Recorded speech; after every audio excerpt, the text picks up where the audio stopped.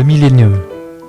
Le jour où le mal sera éradiqué de la terre et que Satan sera tué par la bête, s'ouvrira alors une ère de paix et de justice où les gens de bien hériteront de la terre avec comme dirigeant le Mahdi.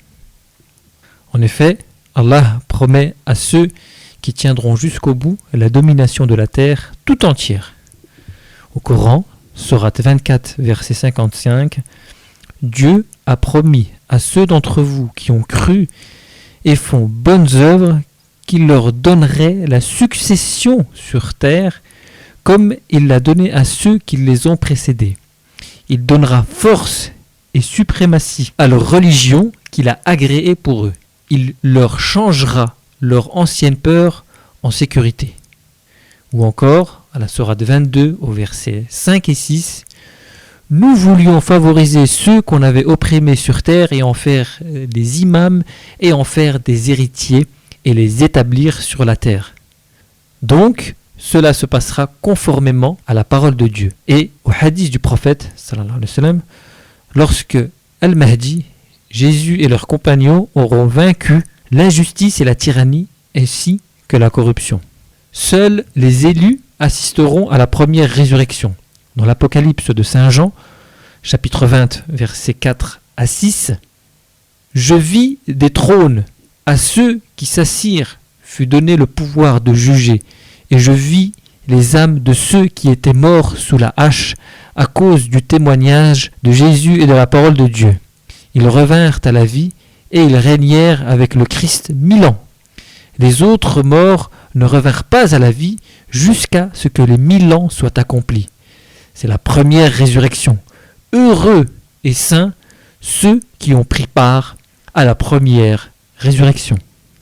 Ainsi, à ce moment, les nations seront jugées sévèrement lors de cette première résurrection. Allah dit dans le Coran, Sourate 27, verset 83, « Le jour où nous rassemblerons de chaque communauté un groupe de ceux qui traitaient de mensonges nos signes, et ils seront placés en rang. » Ici, il ne s'agit pas du jour du jugement dernier, car le jour du jugement dernier, ce ne sont pas quelques membres de chaque communauté qui seront jugés, mais bel et bien tous les êtres humains. Dans cette première résurrection, donc, il sera facile de juger, puisque les mécréants seront touchés au nez et auront leur corps tout assombri et noir.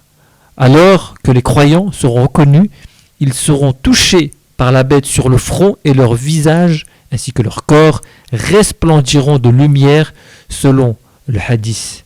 Ce qui est encore confirmé par un verset coranique, on lit à la sourate numéro 3 au verset 106 et 107. Le jour où des visages seront d'une blancheur éclatante et d'autres visages deviendront noirs. Ainsi, vous avez mécru après avoir eu la foi. Goûtez donc au châtiment pour avoir renié la foi. Quant à ceux dont les visages seront blancs, ils seront dans la miséricorde d'Allah, où ils demeureront pour l'éternité. Ailleurs dans le Coran, Allah subhanahu wa ta'ala fait référence à ce moment. Il parle de la teinture de Dieu, en arabe Sibrat Allah, qui touchera les croyants, les vrais. C'est à ce moment-là que le prophète sallallahu alayhi wa sallam pensait lorsqu'il disait dans une parole, « Je le jure, je ne resterai pas 15 siècles sous la terre. » Il savait donc ce qui allait se passer. Les élus que le prophète sallallahu alayhi wa sallam avait décrits, ses frères enviés des prophètes et des martyrs, mais qui ne sont pas des prophètes et qui ne sont pas des martyrs, ne connaîtront pas la mort et ne subiront pas les châtiments qu'Allah fera descendre pour punir les mécréants et les criminels comme les sauterelles aux piqûres de scorpions et bien d'autres encore. Les hommes seront tellement secoués par le châtiment qu'ils en deviendront ivres.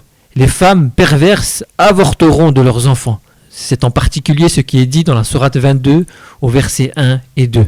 Dans la première résurrection, des créatures jugent d'autres créatures. Le prophète, ou même les autres prophètes et les gens de bien, en effet, à la sourate 78, verset 38, Dieu nous dit « Le jour où l'esprit et les anges se dresseront en rang, ne parleront que ceux à qui le miséricordieux aura donné la permission.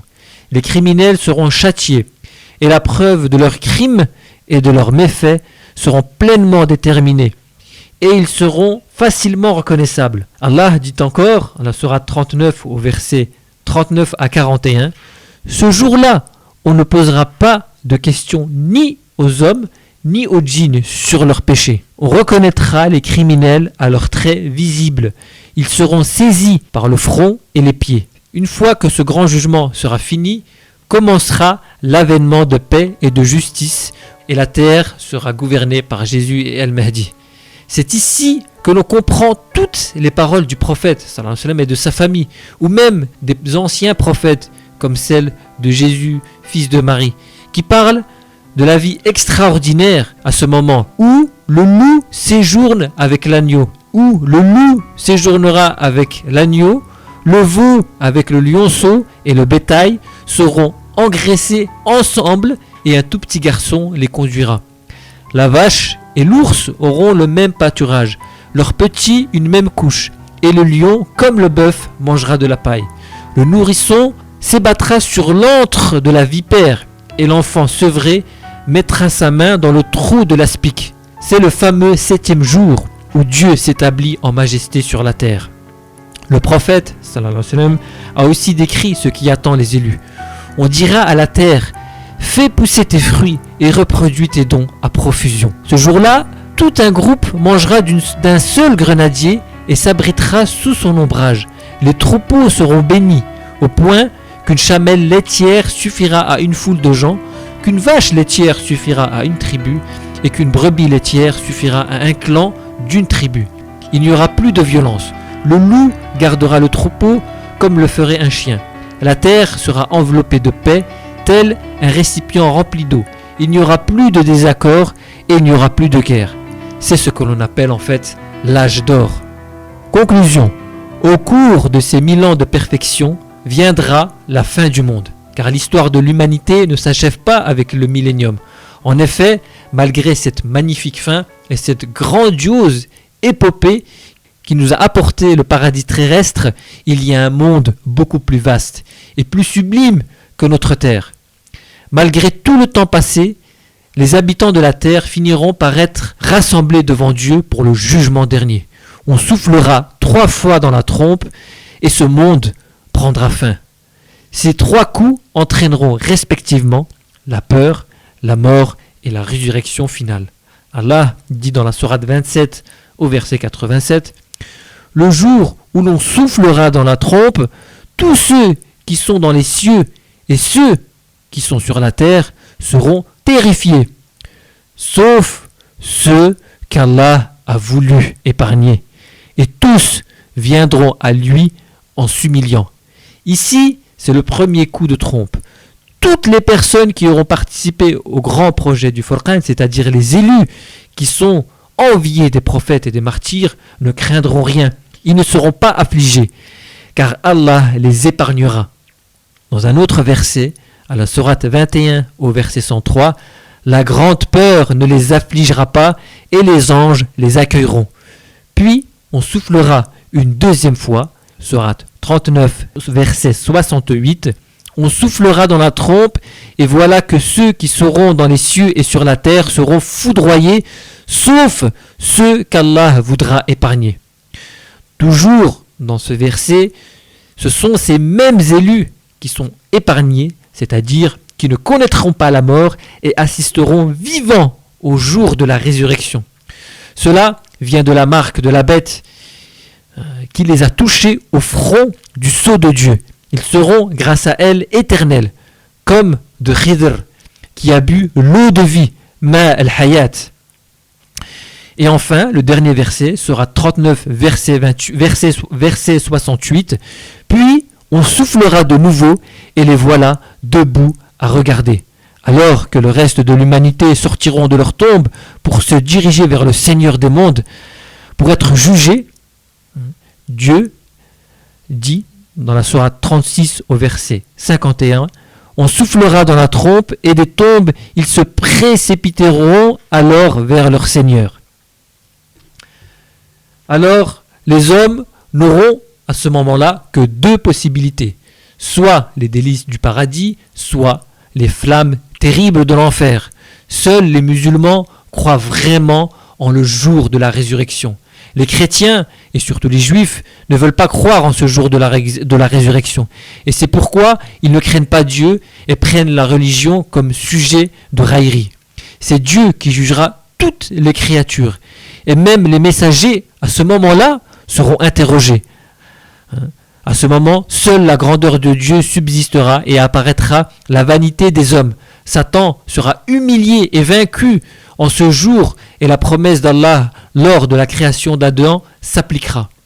Dieu nous dit à la sourate 19 au verset 75 « Lorsqu'ils verront ce qui leur a été promis, ils n'auront plus le choix qu'entre soit le châtiment, soit l'heure. Ils seront alors qui a la pire des situations et l'armée la plus faible.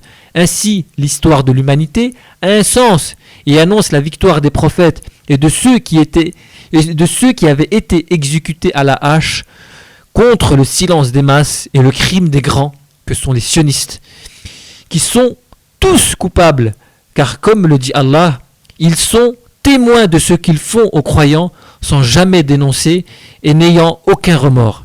Aujourd'hui, les signes de l'avènement de l'heure sont de plus en plus manifestes. Les éclipses, les tremblements de terre, les épidémies, les bains de sang, les révolutions, la misère et le désespoir, les criminels sionistes et leurs alliés sont tous perdus. Ils font subir aux croyants et aux faibles la loi du glaive et ils répandent la famine et sèment le terrorisme dans le monde entier. Toute la terre est à feu et à sang, et même les pays que l'on croyait sûrs, comme les États-Unis ou l'Europe, sombrent petit à petit dans le chaos. Vols, meurtres, émeutes sanglantes, misère, crise économique. Ainsi s'effondrera la puissance de la nouvelle Rome.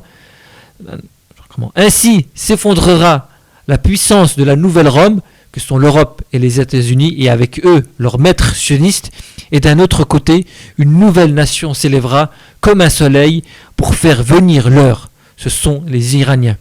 L'heure est proche. Sourate 33, verset 63.